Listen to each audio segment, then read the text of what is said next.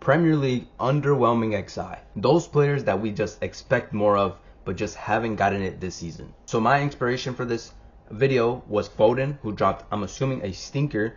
He got a 6.8 rating against Albania, and it was one of the lowest ratings in the England starting 11, alongside the other Manchester product, Rashford. And one rule I'm gonna apply and give myself is that I can't have more than 3 players of the same team. Otherwise, this would just be the starting 11 for City. And we're gonna start in goal, and I'm gonna put Emi Martinez. So Emi Martinez, he has one of the lowest save percentages in the league. I think bottom 3 with the 64%. He only has 3 clean sheets so far in the season, and he also has negative goals prevented. A couple keepers do, which means he's conceded more goals than expected. I mean, come on, this is a World Cup winner we're talking about. This is not a scrub. This is a guy who got Ballon d'Or nominations last season. And for me, honestly, I can't remember properly, but I think I had him in the top 10 for the Ballon d'Or run. I really do rate Martinez, even though he pisses me off sometimes. But this season, he has just not been up to par what he usually does. I mean, last season he was goated. He had 27, I believe it was 27 clean sheets in all competitions. I mean, he only has 3 in the Prem this season. That's awful. And I know it's not just his fault. His defense has been depleted, a couple injuries in there, but you have to do a little bit better, in my opinion. And next up, I'm gonna have his teammate at left back, Maatsen. Maybe a little bit harsh to some of y'all, but I think he needs to be here. This is a previous or last year's Champions League finalist against Madrid. This guy was cooking. Him and Nadayemi down that left wing flank were incredible. But this year he's not up to par again. Maybe because he doesn't have a left wing partnering him down that wing. Aston Villa don't really use wingers, and I think they're trying to change that a little bit with Rashford coming in and Malen. I mean, his competition is Digne. I mean, he should be able to push out Digne from the starting 11 and get more minutes, but he hasn't done that. I don't know. It could be just Emi's not trusting him, or I don't know. Maybe he's not putting enough in training. I'm not sure, but he has to be here. And next up, we have another left back that I shifted to center back because he can't play center back, and that's Calafiori. The way Arsenal fans were bigging this guy up because of what he did in the Euros, he had 3 games. Big whoop. He was decent, not incredible. And the way that reality smacked him in the face is just great to watch. This guy has been shit. You know you're bad when your best attribute is you look good. You look good when you play. You're attractive. That's how you know you're bad. He can't even push out Lewis Skelly from a starting position. You are cheeks, my brother. And the other center back I'm going to have pairing him is Todibo. Bro, Todibo and Kilman, I mean, they could both be here. Honestly, they can both be here. I had big expectations for both of them and the whole West Ham team, honestly. But Todibo, I expected some great player, Konate, Saliba type hype with this guy. Another French center back. He was getting links to top teams. If I remember, Madrid were linked to him, but he ended up in West Ham. Should have been a way to show the world that you are good, because West Ham were going to get attacked a lot more than Madrid. But he hasn't, bro. Him and Kilman have been awful. They're doing a lot better now that they went back to a 3 at the back formation, and he's not getting exposed as much.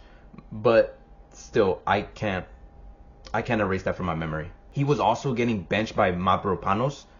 Bro, you are bad if you're getting benched by Mavropanos.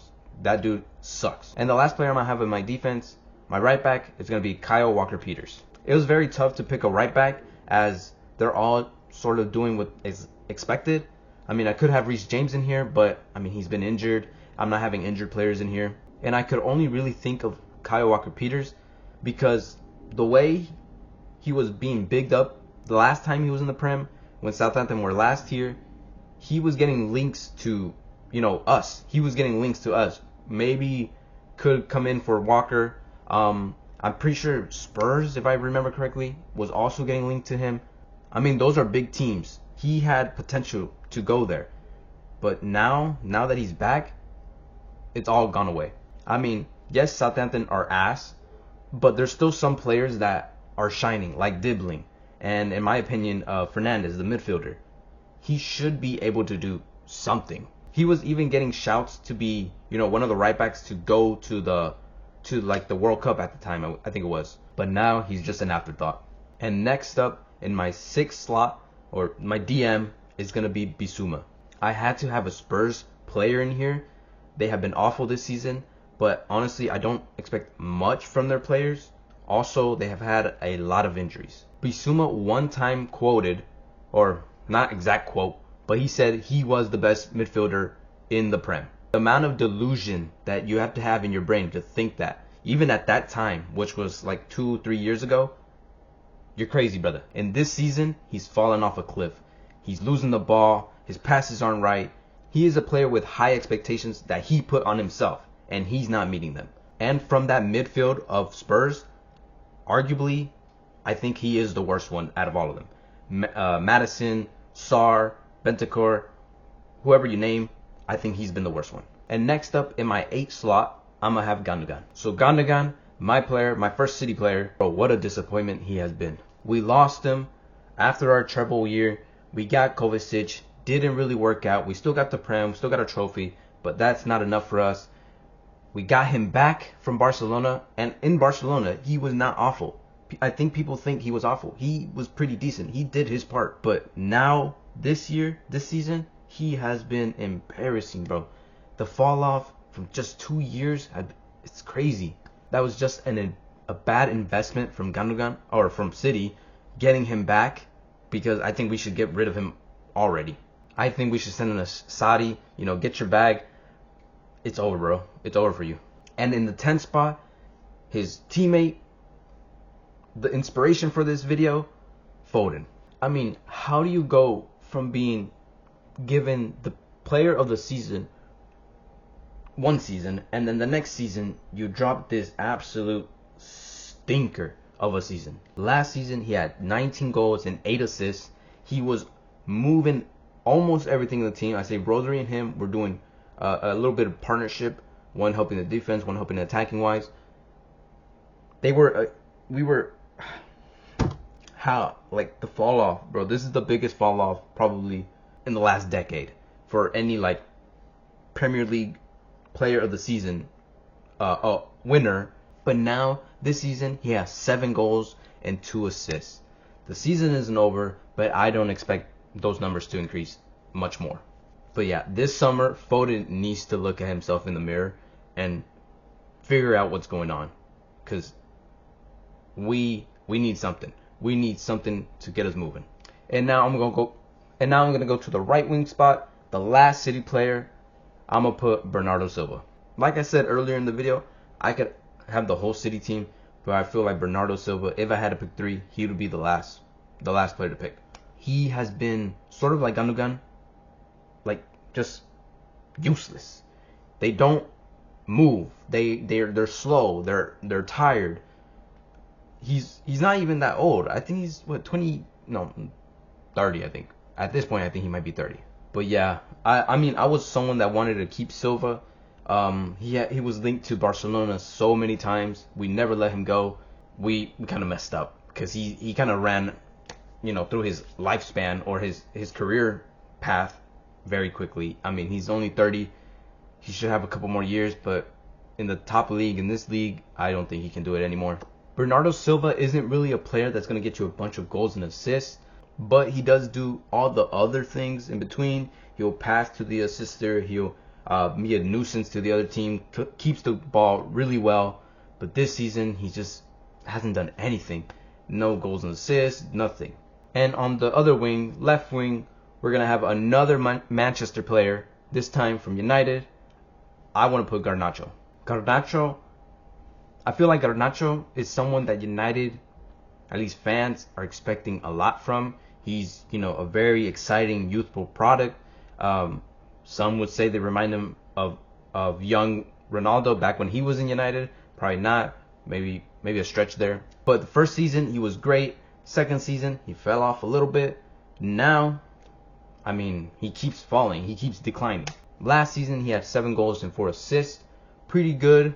Expect maybe around the same numbers or a little bit of an improvement. but he only has 4 goals and 1 assist in the Prem. Garnacho sort of reminds me of what Neto is doing right now. They're fast. They blitz at their fullback. They get a pass them sometimes, but when they have to shoot or make a pass, it's just they can't do it. They panic. They mess it up. So it may be a little bit harsh to have Garnacho in here. I mean, he is young.